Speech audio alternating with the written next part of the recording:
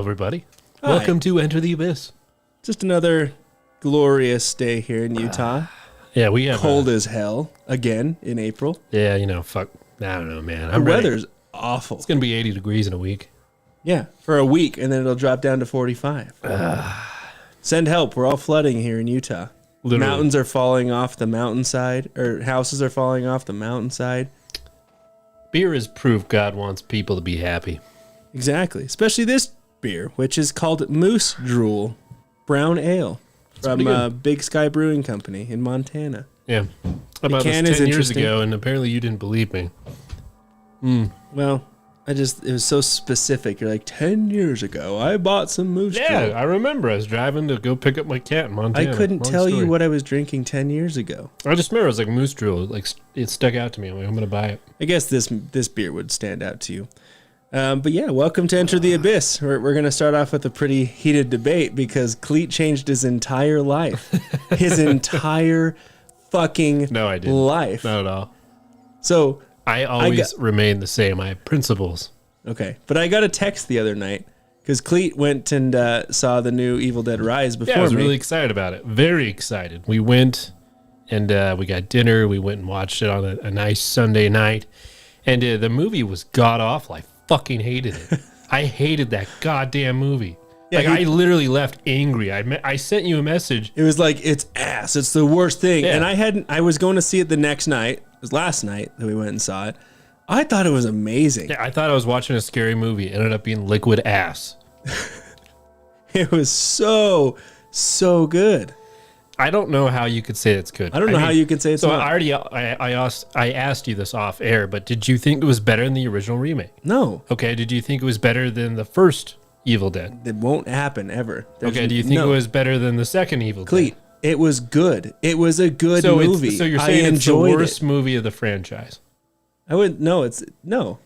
Which one's worse than it?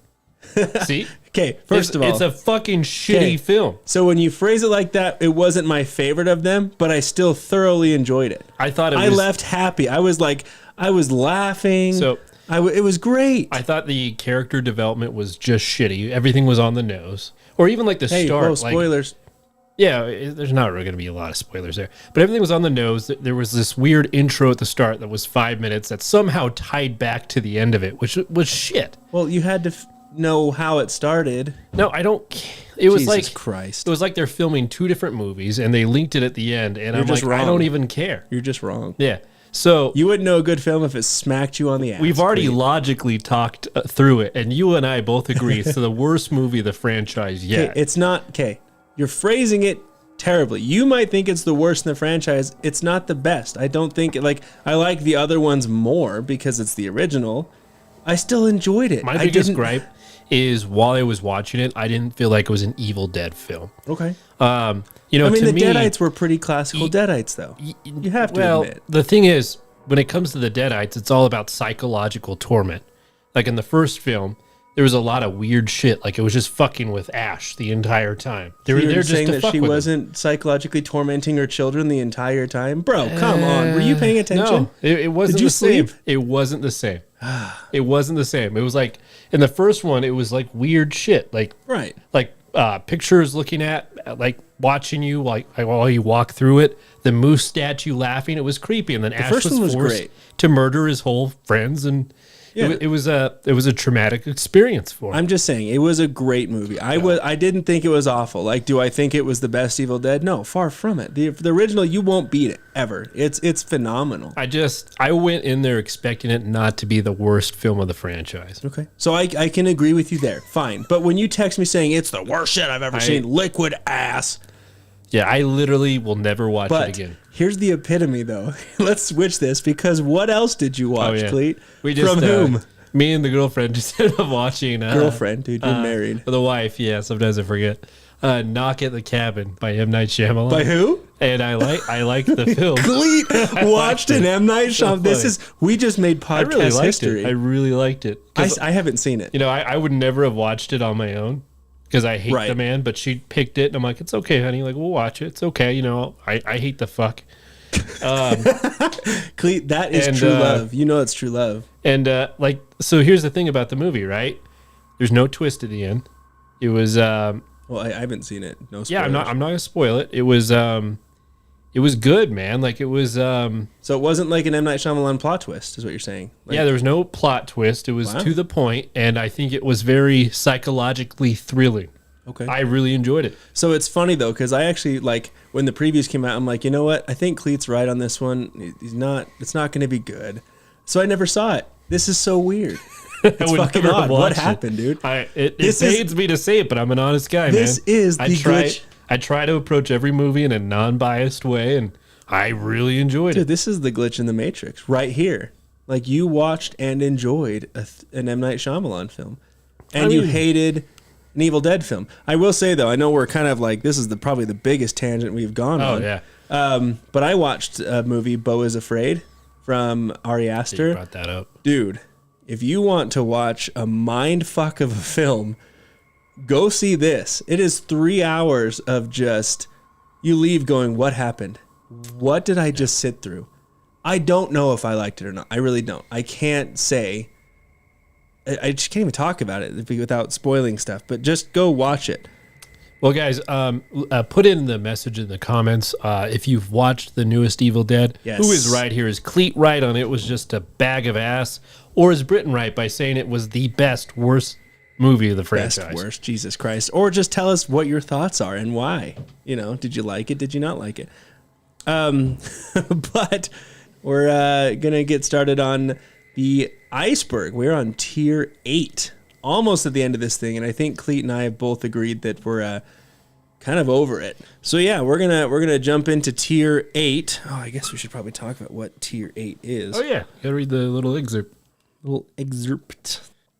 All right, so when we're talking about tier 8, it is described as the reality hacker tier. And it's described as, at extreme depths, the very structure of reality as you know it vanishes. Able to control the flow and having mastered the world and those around you, one last question remains. Can you master yourself? I am the master of my domain. Yeah. Can you master yourself? But let's go ahead and get started. Typical fashion. Segments of 3. And I'm starting off with something called de-patterning. So this theory, from what I could puzzle together, is a form of something called psychic driving. Psychic driving was a psychiatric procedure in the 1950s and 60s in which patients were subjected to a continuously repeated audio message on a looped tape to alter their behavior. During these trials, patients were exposed to hundreds of thousands of repetitions of a single statement over the course of their treatment. Also during this procedure, the patients were given muscular paralytic drugs such as Curair, for the purpose of subduing them of the exposure of the looped messages. That just sounds like hell. Like genuine hell. Dr. D. Ewan Cameron pioneered this procedure, which was funded by the CIA's Project MK-Ultra, which we have covered in a prior tier. The overall idea behind this experiment revolves around the fact that personalities are learned and developed over time, and as we get older and more mature, we learn a plethora of different things. This experiment was used in essence to unlearn and decode those behaviors. It took patterns and audio clips and repeatedly exposed the patients to them over and over, forwards and reverse and a mixture of both, to make them essentially forget themselves and become decoded. Now, de-patterning, which is this theory, is all of the above, but included shock therapy and LSD. Hell yeah. Which sounds like a hell of a time. Overall, the belief is that by administering the drugs and shocks, you can get all the way down to a person's psyche. Theorists take this further by saying it's used in modern media. Ever so subtly, there are messages in what we consume to keep us docile and under control. I watched this clip, and it was all like the local news broadcasts. And it was like on the same day, and they were playing it all at different times. And the same time. And it was the same message. They were just like scripted on what they were saying. It was nuts. That's it's like 50 different stations. Man. They're all saying the same thing. You were de-patterned. All the same coded messages. This one's wild. You ready for this? The Illuminatis are the good guys. That's exactly what the Illuminati would say. Says the We're Illuminati. The good guys. Now let me just kill your children. So the name gives this one away because the theory is just that the Illuminati are in fact the good guys. The Illuminati have made an appearance several times throughout the Iceberg, so obviously it's not a shock that it's here, but ultimately, the Illuminati is a name given to several groups, both real and fictitious. The group was founded on May 1st of 1776 in Bavaria, today part of Germany, and their goal overall was to oppose superstition, obscurantism, religious influence over public life, and abuses of state power. Basically, a way for a group of people to govern themselves. So, obviously, it's pretty standard, I believe, to think that the Illuminati have been the crazy batshit group that are often thought of as bad, but some believe they may be the good ones. Because if you think about the original concept, one could say that their purpose was to ensure the government as a whole didn't get too out of hand, step out of line. The theory goes on to state that they are hailed as the villains after all these years and smear campaigns from our good old government, who never lies, and these rumors about their involvement with devil worship, so on and so forth, have just over time created them to be the bad guys. Anarchy in the UK. So, this theory states that they're good and that their original intention is good. So, that's a theory. All right. So, you subscribing, Clete? Do you think the Illuminatis are the goods? I don't know if they exist. It's the next if thing they right exist, there, right? I don't think they're the good people. Okay. And then last, demolition elves. Yes. Demolition elves. Does that have to do with DMT? Come on, tell me it is. No. Damn it. So it's a fun one because it states that whenever a mass disaster takes place, people have reported seeing mythical, diminutive beings resembling gnomes or pixies or little elves in the area. Not the Mothman, but elves, huh? Right. God damn elves. Oftentimes, they're seen in conjunction with phenomena such as UFOs and have allegedly been sighted worldwide on significant occasions and by multiple people at a time. They're described as being small humanoid figures with a fairy tale sensibility, often dressed in miniature clothing and pointed hats. So like your typical little elf running around, you know? They're found gathering at scenes of disaster and appear to be examining the wreckage. When witnessed at scenes of large-scale tragedies by several onlookers, they've been described as gray aliens or human-sized. Some describe them as being inorganic and potentially robotic in nature. So, in essence, basically, when tragedy strikes, these little elves appear to examine the wreckage. So, whatever happens on these global scales, it just brings out these little elves, just to kind of, observe. The only elves I've seen was in Mordor. When you took the bucket of LSD and decided to take a nap. I lost 2 years You're of my like, life. whoa! Woke up in a boxcar train with a... Had a little elf hat in your pocket. Yeah, it was weird. All your teeth were missing. Yeah. One of your kidneys. Yeah, and I had a ukulele. Yeah. One string. Tiptoe. Oh, Lord. All right, this one is war is fake. Okay. War, what is it good for? Absolutely nothing. This is the idea that we go to war and the elites lie about why we're going to war. For example, if you remember when we invaded Iraq, there was a lot of talk on the media about weapons of mass destruction.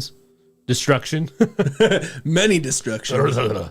We were also told that it was important for us to spread democracy. Remember that? Yeah. Well, we never found those WMDs, as we called it back then, and democracy never stayed there long term, as we know, and we just abandoned them like a year ago. People point out that the real reason why we went to Iraq is because of great ancient technology still buried in the earth. Yeah. Because there's a lot of history in Iraq. Yeah, we talked about it. Like, there's a lot of weird things buried in the Iraqi desert. People say in Iraq specifically there were stargates that may have been uncovered by Iraqi officials that could help Iraq make the world a multipolar place and become an unstoppable threat to humanity. Dun, dun, dun! This theory also postulates that almost every war is over an ancient artifact. Russia has been accused of robbing Ukraine of ancient artifacts in museums during its invasion. Maybe they're trying to get the Spear of Destiny. I don't know. Damn. The Spear of Leonidas. Ooh. This tastes like Amberbach. I'm really digging it. I like it. Surprised you're not like swelling up and getting red, man. Oh, fuck no, it's weird. Turning into a raspberry. This one is Tesseract Earth Universe. A tesseract is an object that approaches the idea of a cube, but it places it in a 4D system. The most straightforward way to explain it would be, imagine something perpendicular to a cube, but this object does not exist in the real world, or at least the one we can perceive. So an experiment was conducted. scientists viewed how electrons behave in a very specific situation. If electricity passes through a conductive material like a wire, the electrons move in just one direction, following the electric current. However, if you put a strong enough magnet perpendicular to the wire, then those electrons split in two ways, left and right. This is known as the Hall effect, and what is causing it is a phenomenon called the Lorentz force. This is not the first time that scientists found explanations for something so significant and something so small. The Hall effect and the divergence of electrons happen on a quantum level. Still, it's a foundation for explaining the fourth dimension. The current problem with the fourth dimension is that it speaks more about the limits of our cognitive mind than it does about itself. Humans, although living in a four-dimensional space-time, gravity-bending universe, are unable to comprehend. So it's saying that this little study proves that we're in a fourth-dimensional space in the Earth and the universe, but we can't really comprehend it. Yeah, I found myself in a very weird rabbit hole on TikTok, and there was like this, I don't know, maybe you've heard about it, like this kid that was like trying to explain the Tesseract in this fourth dimension. He like breaks, it's like a 5-minute video, but supposedly after it was released, like he went missing. It's probably one of those like, oh my God, here's a warning, he's on to something. But like it was 5 minutes and the kid actually like broke it down really, really cool. Maybe he went into the Tesseract. But yeah, you know, that's the theory, is that there's fourth dimensions, but we can't perceive it because all we can perceive is third dimension and down. The prevailing science right now in string theory says there's 11 dimensions. Maybe there is, maybe there isn't. I'm a pretty stupid guy on the internet, so I don't fucking know. All right, the next one is JFK shot himself. 100%. So, bruh. 100%. I wrote bruh. Bruh. Bruh. Yeah. I don't know if he was sad because he just broke up with Marilyn Monroe, or sad because he just had her murdered. I'm not sure what happened. I don't know. I'm kidding. Maybe I'm not.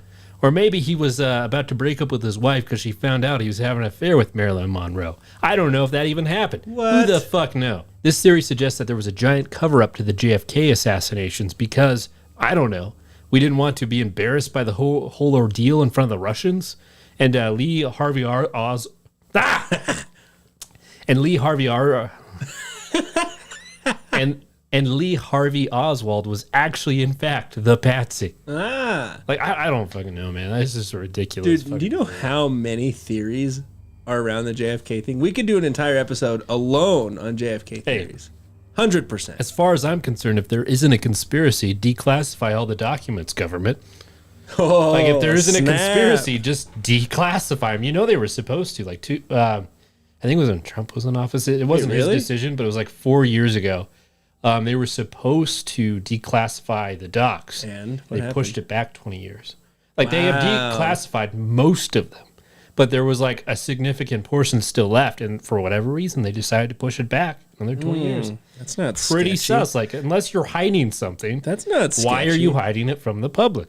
I really think there is some type of conspiracy there. I have no idea because I haven't looked into the research. But if you were literally not releasing documents to the public, what is the reason behind that? purposefully delaying them too. I don't understand it. But anyways, Okay, this is, and I'm probably going to butcher the shit out of this. Moai statues were Rapa Nuians.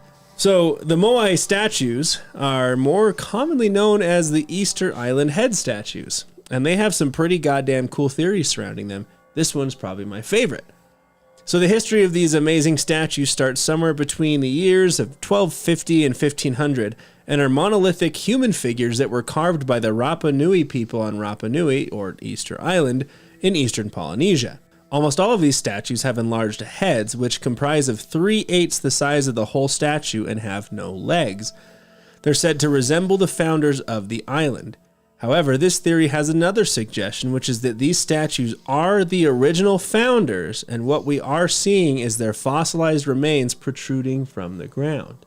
So if they're fossilized, that would make them giants. Giants! Fucking giants. So the belief is that when they died, they were set into the ground as a statue. So to wrap this up, the theory is that the Easter Island statues are fossilized giants that were buried in the ground.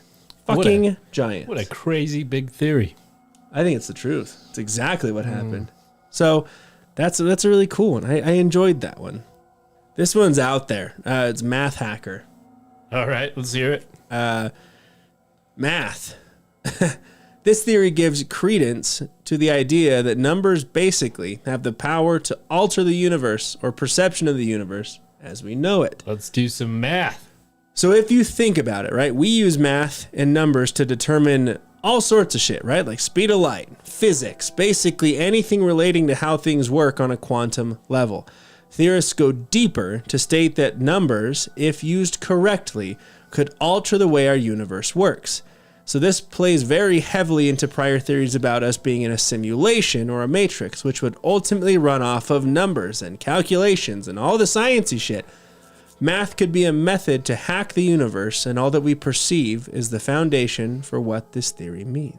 So that's it. So the idea really is that math can ultimately hack the universe. Like, math has the power to change everything. Did we develop math to explain the universe, or is the universe created through math? I guess is a question. Exactly. A lot of simulation shit, man. And then this one is just... So this states one day is not 24 hours. Right? Wrap your brain around this. Is it like 20 minutes? 24 hours. No. So, this is another one in which I found a lot of information. Wasn't entirely sure on which one to follow. So I'm going off the title to assume that the theory here states that a day isn't 24 hours, which is universally what we're all understood and are taught.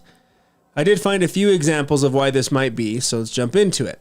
First, it's taught in school that one day corresponds to one complete rotation of the Earth on its axis, right? That doesn't always line up with it being exactly 24 hours, though, right? Because could it be, in fact, that the rotation is exactly 24 hours? Not a second, not a few minutes off. You're telling me that the axis rotation is exactly 24 hours on the nose. It probably deviates a little bit. It's probably a fraction off there. Right?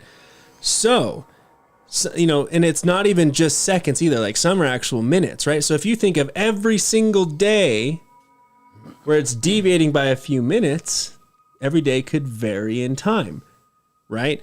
However, the traditional concept of a day is a cycle of sunlight and darkness, just not a full rotation, but it differs even further. This all boils down to the length of a traditional day is not consistent and may be off by several minutes each and every single day. We just go on pretending that every day is the exact same length, which is a clear-cut 24 hours. It's very convenient for us because there's no doubt as what time. Obviously, we get to work at the exact same time, yada, yada, all that good shit. But every day is not the exact same length. It's not a clear-cut 24 hours. It does present some weird phenomenon, though, like the latest sunrise and earliest sunset seemingly occurring on the same day of the year, which is the first day of winter, but that's not the case. Ultimately, mathematically, a day is not exactly 24 hours, as we've all been taught. There you go. Okay, so it's saying it fluctuates or something like that? So yeah, like, more or less. It's just saying that we calculate a day by 24 hours no matter what. It's just what it is, right? We have a 24-hour clock, but an axis rotating, or, you know, the whole Earth rotating on its axis is not just 24 hours. It could be 24 hours and 3 minutes. Some days it might be 24 hours. Some days it might be 22 hours. You never know, right? What's a couple minutes between me and Earth pops? All right. The next theory is upside down moon. Earth pops. Nice. On December 15th, 2018, a woman posted video footage of where a shadow can be seen covering the top of the moon. But as a conspiracy theorist, Mr. BB333 goes on to explain, the moon was expected to have a shadow covering half of its surface vertically and not horizontally, as shown in the video that I'm talking about. This leads theorists to question, what is wrong with the moon? What's wrong with our moon? What could be giving us this perspective of the moon where it looks like it's hanging upside down in the sky?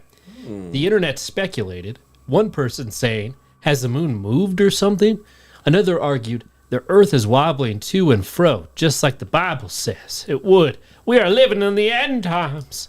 The third concluded, nothing is as it seems. We've been lied to about so much as conspiracies flared online. And I think some other people said that the earth had like teleported a little bit or something like that. I don't know. You know what the earth actually is, though, right? It's a space force. It's so when the asteroids hit the earth in dinosaur times, it knocked a chunk out. That's what the Grand Canyon is. That's the moon. There's another podcast, and they had a debate over it, and I was laughing so What hard. happened was pterodactyls Carried grabbed it a up. big rock, and they flew it up in a weird mating ritual, and No, there's another then podcast. they killed all the dinosaurs in themselves. I was laughing so hard, dude, because the guy was like, "Oh, I thought the whole time it was like a piece of the earth that knocked off," and the other guy's like, "Are you fucking kidding me? Like, have you seen the Grand Canyon? Like, what shape is it?" It was funny. You, goddammit. All right. Yeah, I got some weird ones. So this one is the Law of Time. And apparently I was looking online. I guess I found another cult called the Foundation for the Law of Time. Subscribe to our show. I was kind of like reading into it, but it was just kind of boring. It was just like, hey, you need to get your vibrations going to be blah, blah, blah, blah, good with people in the universe. And, apparently on their website, you can get your galactic signature by entering in your birth date. So I was like, I'll just do that. You did it? Yeah, apparently I'm kin 100, a yellow solar sun, which means that my traits are I pulse in order to enlighten, realizing life. I seal the matrix of universal fire. Oh, this is the greatest thing. With the solar tone of intention. I'm guided by the power of intelligence. Just another space cult, I don't fucking know. I didn't really want to report too much on it. Kind of looked weird. That's amazing. I'm glad that you did that. I was like, we should do it. You did it. Yeah. Good for you, man. Well, I'm going to start calling you Kin 100. Thank you. The last one is the real meaning of hybrid RPG. So, hybrid RPG. Is this one of the most in-depth RPGs ever tried to be created? Or the ranting of a madman with schizophrenia? Wow. That's the real question. Hybrid was a game created, I'm going to put created in quotations, by Matthew, and is known Just first name. to post Matthew. absurd nonsensical posts on HeroGames.com. If you visit his actual site on the Wayback Machine, you can see a substantial, and I mean a substantial, amount of data, if you could call it that, describing how his RPG game would work. There are hundreds of rules that don't really make sense, and they all reference each other. So it'll be like reading a rule and it'll be like reference rule 48, and they don't really like combine, so it's kind of weird. So to put this into context, I just put a random rule in there. I'm going to read it off to you guys, okay? Oh, nice. So it says rule 203, combining rule 34 and 198 and rule for grading at C3DP, double pen, get the following two new equations. First, for a number of years and attending college as a full-time student and passing with decent grades equals C3 divided by X, where X equals average number of credits per course equal 3 equal X. And second, based on this, you can compute how many years it will take Iraq to gain nuclear technology, which comes out to about 1 century, meaning 2999 AD, 2099 AD. Being due to the Gulf War and the U.S. sanctions and bombing its nuclear reactor by Israel, it's Iraq acquiring nuclear technology at 30 C2PL. I don't fucking know. But the theory is that he's actually explaining the simulation we are living in, I guess. I don't know. And apparently he only ever completed 30% of it, apparently. Well, yeah, because he's writing shit code that makes no sense. Yeah, you should Come on, really Matthew. pull that website up. It looks like the rantings of a schizophrenic, but who knows? Come on, Maybe Matthew. I'm wrong. Let's talk about something called deep soy. So we covered this in a prior tier to a degree. The idea that soy was used on other countries to immobilize their masculine population. But this theory goes further to state that our government would be doing the same thing to us, and even further, implanting ideas in our heads to rely on others to solve our problems. It's a weird-ass theory. It makes not a lot of sense, but it pushes societal laziness to the extreme and talks about the idea that we are told to sit in front of a screen and allow others to do the work for us, as we've been taught to not take care of our own problems. You don't think the government wants you to be dependent on it? Well, that's exactly it. This pushes a reliance on law enforcement, government officials, as they know what to do and can handle the issues. The overall theory here is that the government is immobilizing their people, either for domination purposes or some other means. But just like you said, it builds a dependency on the government. It's like, oh, hey, sit back and let us take care of it. It's good for you. Hey, that's what it is. So deep soy, they're just implanting all of these theories in our heads like, hey, remain docile.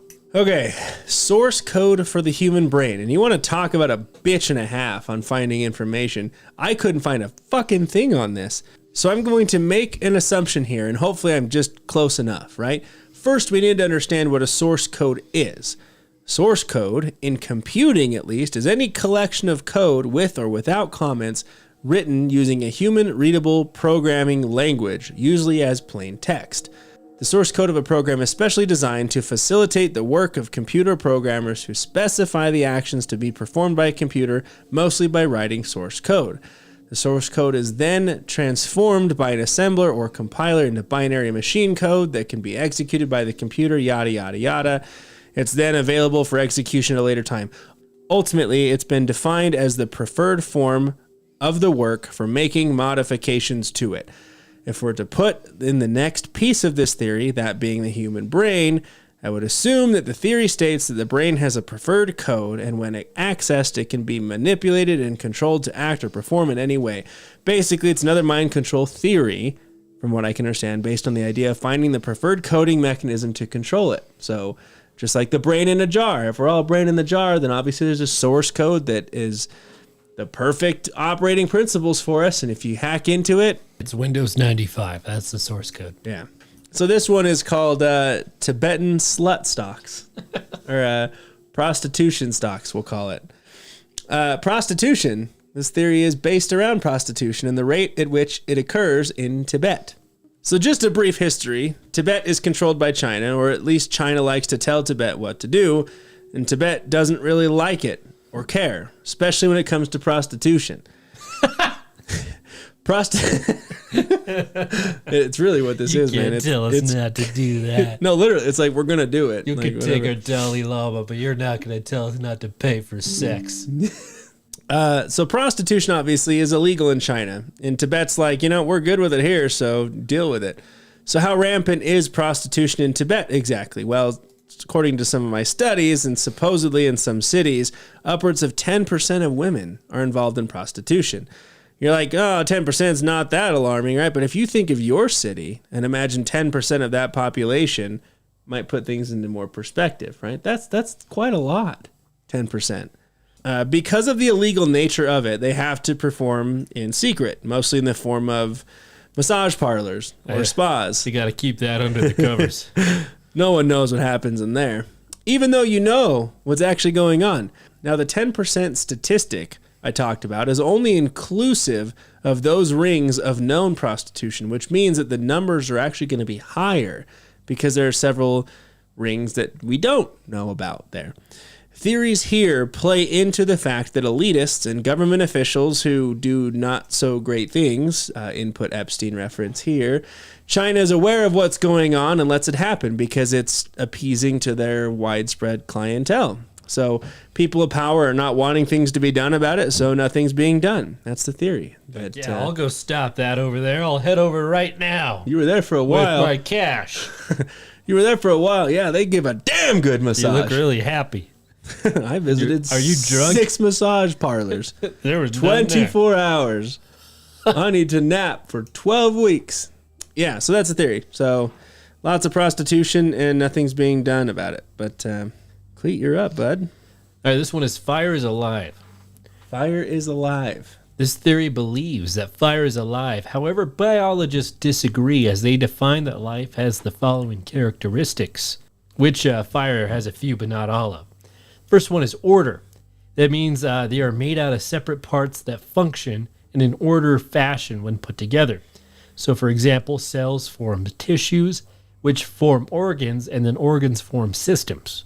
Not really a fire thing that I can tie there. I'm not sure. Not any fire that I've seen. Yeah. Response to stimuli. This can also be termed sensitivity. So, for example, a plant will bend towards the source of sunlight it receives, and a bacterial cell might flinch from certain chemicals. I wonder if the fire that came out of Mel's hole was this. Reproduction. All living things reproduce because without progeny, there's no evolution and there's no survival.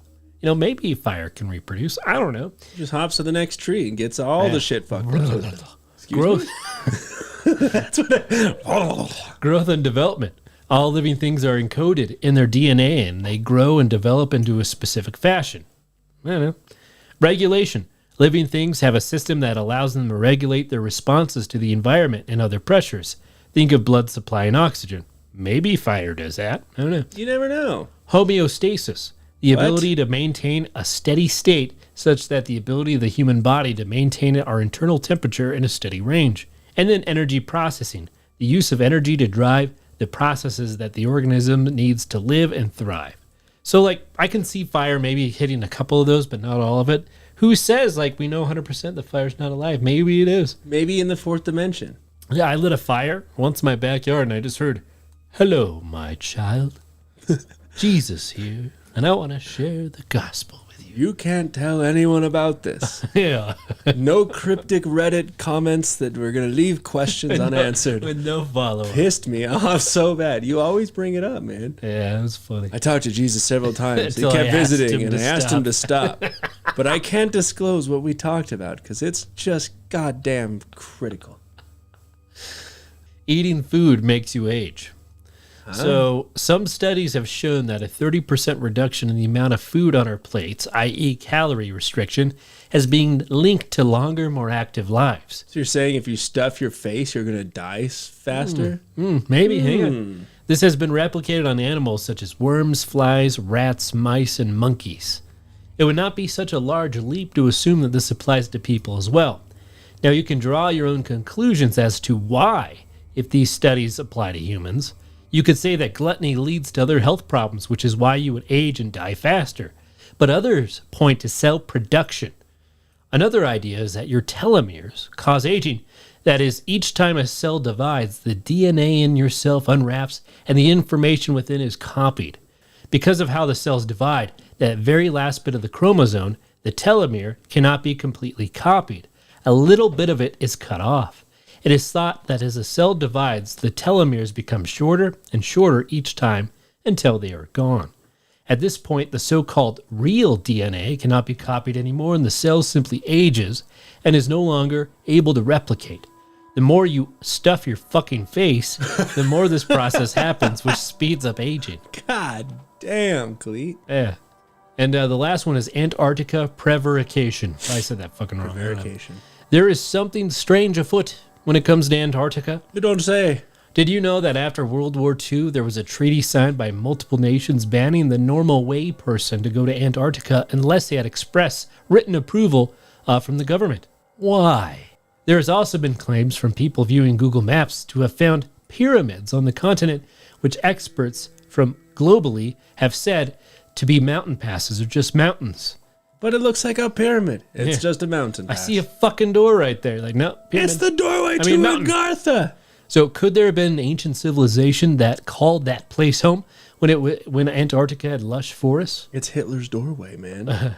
Could they have also had some type of advanced technology that the world governments are trying to suppress? Yes. This is what the theory is hinged on. Yes. 100%. It just reminds me of like the blackout zones in Google Maps, just the big black blocks. Like, oh, there's nothing here. Keep on scrolling.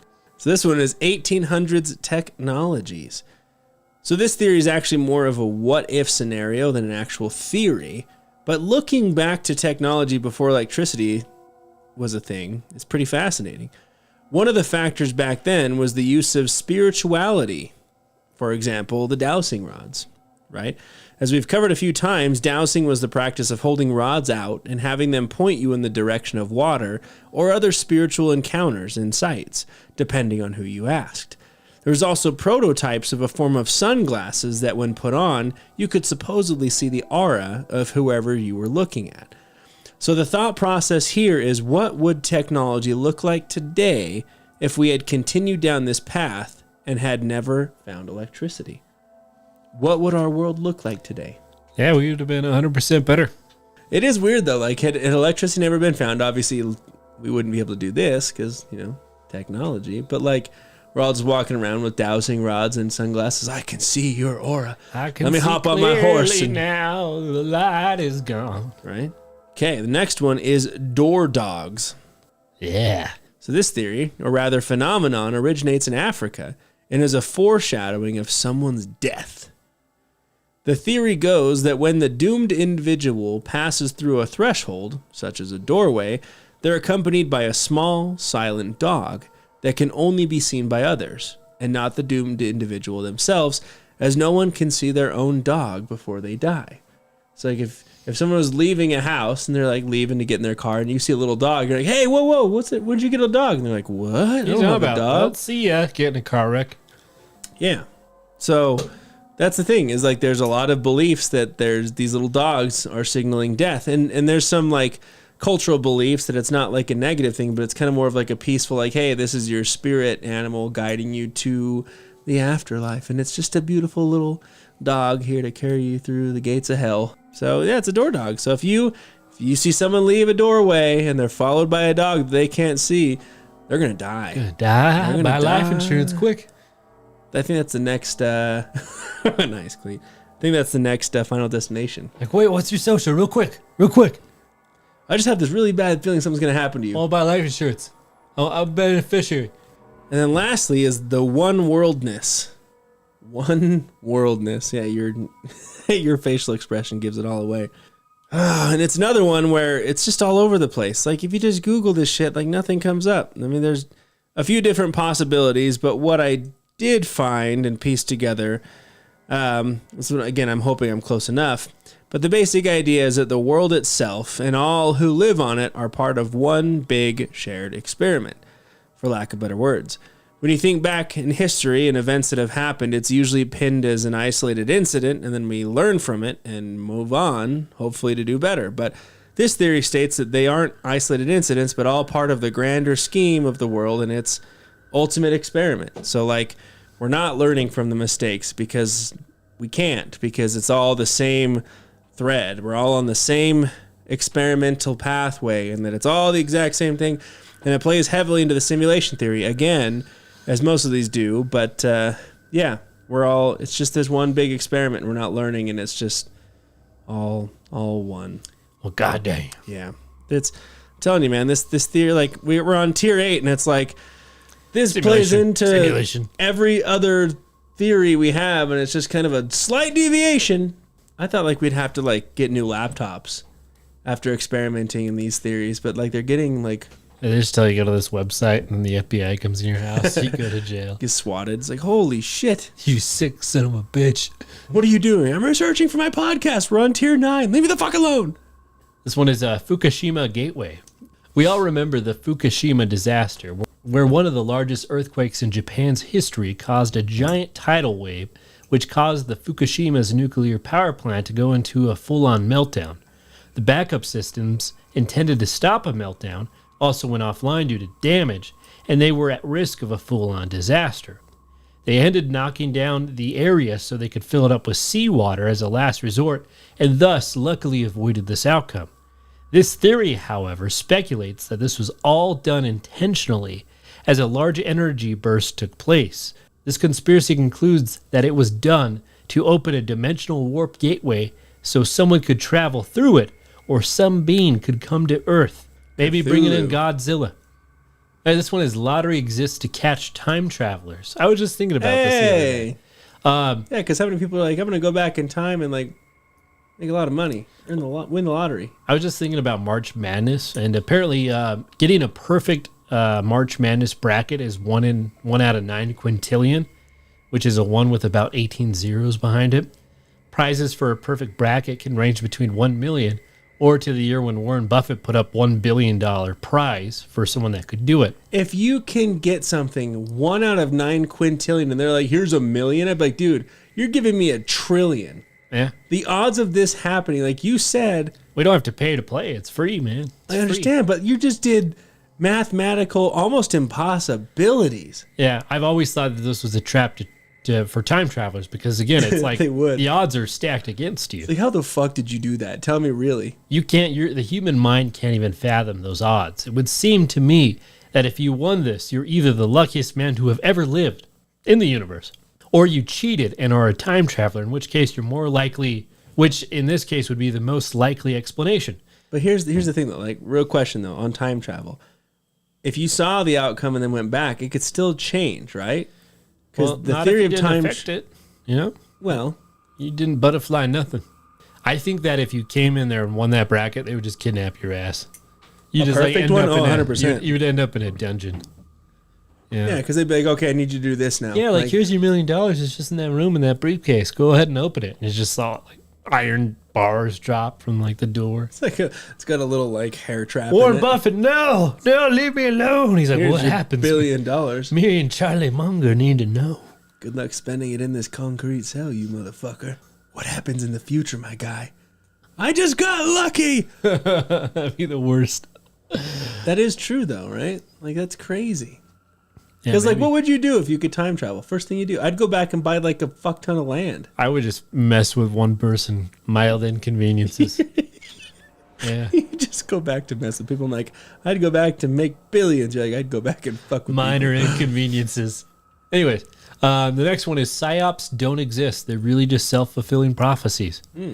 This theory states, again, no psyop is real, and that believing in a psyop creates it. For example, let's say you're afraid of satanic cults in the woods. Terrified. You want to infiltrate the ranks so you can destroy them from within. So you create a little Satanist group, and your members go out in the woods and you sacrifice animals to Satan. And other groups do it as well because they also want to infiltrate the groups. And then you infiltrate each other's groups. And then all of a sudden you have a full-blown satanic cult in the woods. So you become what you fear. Yeah. I am so afraid of the Mothman, so I grew wings and became it. Yeah. Okay. So this one is vertical universe theory. The vertical universe theory brings forward the idea and counterpart to the horizontal universe. No fucking surprise there. When we think about the progression of time, right, when you use a horizontal line to trace dates and events, yeah, we use a horizontal line, so on and so forth, all that good stuff. But the idea here is that there's also a vertical universe that goes up and down. From what I've gathered, let's say that as we're moving along in that horizontal line, we're going forward, right? There are events that are above and below us, like an alternate universe above and below us. But kind of like the fourth dimension, we simply do not have the means of reaching them or even comprehending them. It's pretty similar to alternate dimensions in a way, but ultimately our simple human brains don't comprehend the other layers of existence outside of our own. And the theory goes like even deeper to say like angels and demons are just people from the past and the present who have found ways to transcend either one, and like heaven is the tier above and hell is the tier below, and it's because people have found a way to break through the fabric of our reality, but it's just yet another existence outside of our own. As above, so below. Good movie. It's pretty good. It was a good movie. I liked it. Okay, this one's fun. The Prophecies Enforcing Agency. Nice. Another secret organization theory. Definitely no shortage of those. This theory suggests that there have been groups throughout history that sole purpose is to ensure that prophecies actually come true. A huge portion of our prophecies are tied to documents such as the Bible, other religious texts, one of the biggest being the second coming of Jesus Christ, which we've also covered in prior tiers. It's loosely tied to the Illuminati and Freemasons and other big secret groups that are playing around behind the scenes, but again, the idea is, it's prophesized, and because it's been prophesized, it needs to happen. So there's this group who does whatever they can to ensure that it actually happens. Get her done. So, you want to be a part of the PEA or the P, and there you go. And lastly is the consciousness beamed from our moon base. That makes sense. So remember those theories we covered prior regarding the moon? The theories that the moon is the watchtower over Earth and that Earth is just one giant prison, so on and so forth, right? Freak show. So this theory ties directly into that, but also takes it further to state that the moon is a base that's purpose is to ensure that we don't have a way to leave our confinement here on this planet. Going even further, it's theorized that those on the moon base are responsible for how we think and comprehend. Basically, they're in charge of our consciousness. So yeah, like it's just a moon base and we're all here like carrying out this massive experiment. They're like, hey, you have no thoughts and consciousness, and it's just being beamed down to you from your fucking moon base. That's apparently upside down. What that moon for, dough? Did the moon move? All right, this one is Pangyric Men. This theory talks about people throughout time that have shown extraordinary abilities in multiple facets. These people have thrusted technological advancements throughout our time and history. You can think of people like Galileo, Nikola Tesla, or even Elon Musk. It is said that these people are on a higher level of existence without their knowledge. It is also suggested that in this theory that we are in a simulation, and whenever we are stuck or stunted, these people are uploaded to the machine to progress humanity to the next level of existence. I just think that those people that like really get to be like, like that, they just sold their soul to the devil, man. They're not human. All right, this one is human immortality induced amnesia Amnesia. I know, amnesia theory. This is the idea that we never die in the traditional sense. That is, when we do die, our consciousness or ourselves is transferred to a new being in a new place/time. We do this forever until we live out every consciousness ever conceived. We will never remember our previous life, although we can feel the echoes of our past. It's also believed that when you die, you kind of have a cumulative memory store or bank of all your memories. And that'd be kind of cool. That part always bugged me though. Like, it'd be so cool, like if you died and you got to like go to a next life and like remember everything, but at the same time you'd be like, oh, my past life I did this, but like it's just so frustrating. It's like all of this shit I'm just not gonna remember. Yeah, Britton, you're a real shitty person a lot of the times. That's why society is in such a bad place. You need to clean this place up. Damn, I'm sorry. Quit being such a jackwagon all the time. Sorry, everybody. All your lives. Elite controls the population with their permission. That's a fun theory. It's quite a mouthful. This is the belief that the elites recognize that without population control, they can have their power be diminished, or the earth will run out of resources. Because of this, there is a multinational effort to curb population growth. This can be done through soft power, such as making it expensive to have children, or just providing cheap contraceptives. It can also be done by two nations pretending that they need to go to war over some differences, but actually, they are just doing it to cool the population. So it's like, oh, we hate them, we need to go to war. And the other nation's like, no, we hate them, we need to go to war. And they're like, hey, you're all right. But, we got too many people, so let's just go to war anyway. Let's go have them murder each other and, that's it. Okay, this one is the Bugsy theory. So the Bugsy theory is tied directly to the film of the same name. That's an American biographical crime drama directed by Barry Levinson and written by James Toback. The film is based on the American mobster Bugsy Siegel and his relationship with his wife at Virginia Hill. Bugsy is ultimately killed by the mob for incorrectly managing funds and even stealing money from them. You don't want to steal money from the mob. Bugsy is known for renovating and running the Flamingo Casino in Las Vegas and is even credited for making Las Vegas what it is today. He did all of this with the money he supposedly stole, which didn't make the mob very happy, obviously. But the theory about the film, though, is that it depicts Bugsy as a very charismatic individual, and theorists state that it was made to draw a lot of the negative ideas away from Sin City. So in other words, Vegas is like, hey, we don't want to be attributed to this bad gangster who stole a lot of shit and built our town off of some bad money, so let's fluff it up a bit and people won't notice, and we'll just try and pretend like he was a really cool guy who just made Vegas fun. But Bugsy, stole from the mob and built Vegas. Okay, let's go to the Time Cube theory. Time Cube was a personal web page founded in 1997 by the self-proclaimed wisest man on earth. Self-proclaimed. Otis Eugene, or Gene I'm so Ray. goddamn smart. I'm so fucking smart. I am the wisest man on this earth, and no one will prove me wrong. This guy was a fucking nut job, man. It was his self-published outlet for his theory of everything, or Time Cube, which claims that all modern sciences are participating in a worldwide conspiracy to teach lies by admitting his theory's alleged truth that each day consists of 4 days occurring simultaneously. This guy's, I'm telling you, this guy's out of it. So Ray described himself as a godlike being with superior intelligence who has absolute evidence and proof for his views. It's hard to explain his thoughts on the Time Cube, but he states that all of modern physics and education is wrong and that the Greenwich Time is a global conspiracy. So he came up with a graph, which Clete can put up on YouTube, but it's supposed to express his theory that each day is really 4 separate days. You have sun up, midday, sundown, midnight, and they all occur simultaneously, according to this theory. So there's a quotation from his site that states, "When the sun shines upon Earth, 2 major time points are created on opposite sides of Earth. known as midday and midnight. Where the two major time forces join, synergy creates two new minor time points we recognize as sunup and sundown. The four equidistant time points can be considered as time square imprinted upon the circle of Earth. In a circle rotation of the Earth's sphere, each time corner point rotates through the other three corner time points, thus creating 16 corners, 96 hours, and 4 simultaneous 24-hour days within a single rotation of Earth, equated to a higher order of lifetime cube.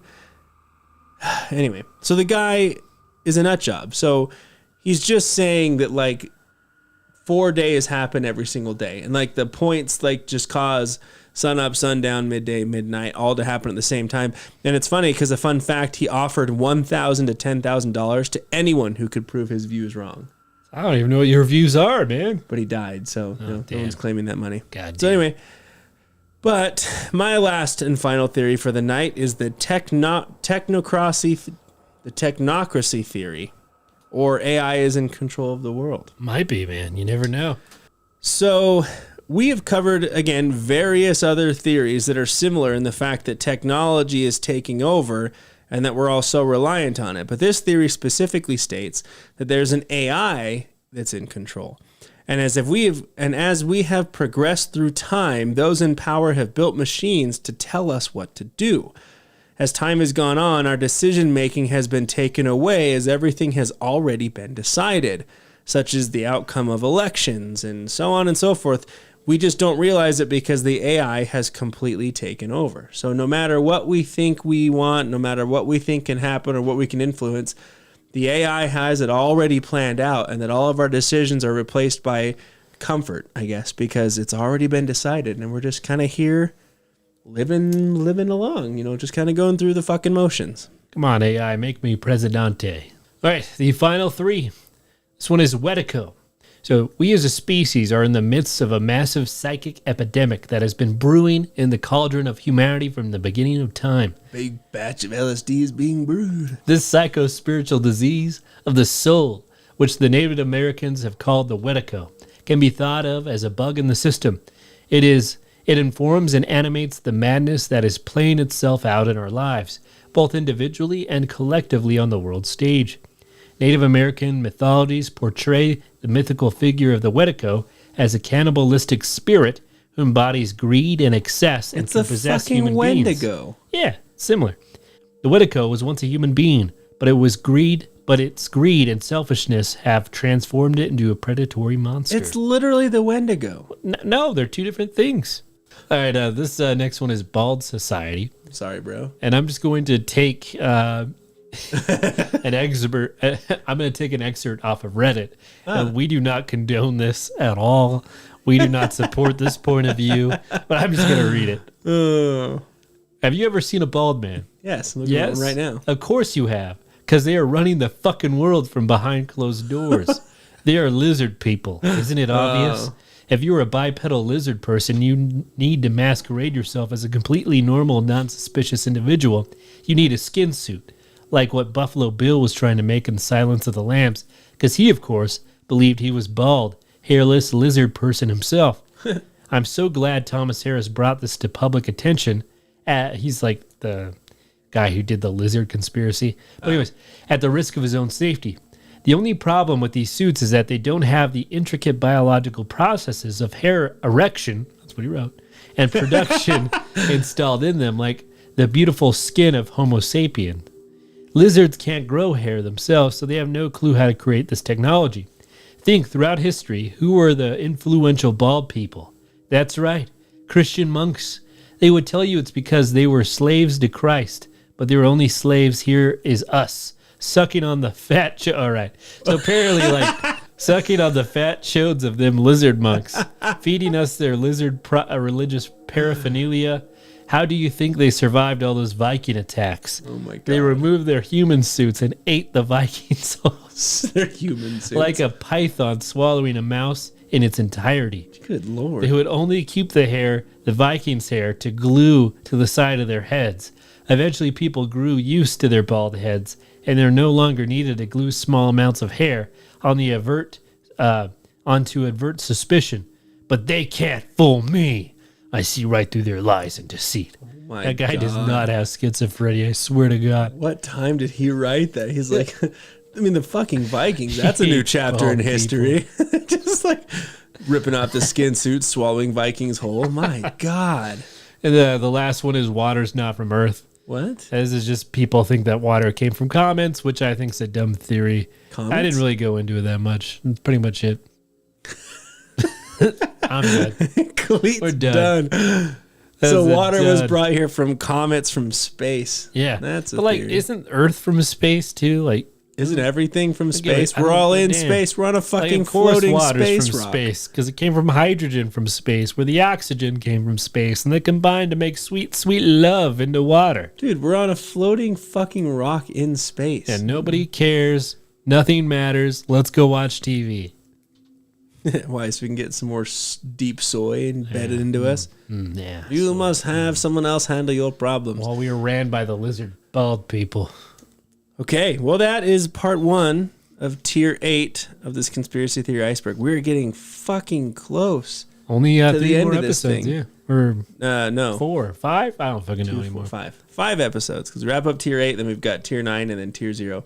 Okay, but thank you all again for joining us each and every week. And I just wanted to give a very sincere shout out to everybody. In fact, we've had these last 2 months have been our biggest, most monumental growth months as a podcast as far as downloads. And so, again, thank you all for your tremendous support and for continuously listening in every week. Our show is getting bigger and bigger, and we attribute that to every single one of you. So thank you very much. And on that note, of course, we do have our Buzzsprout subscription services that you can support us with the link down below.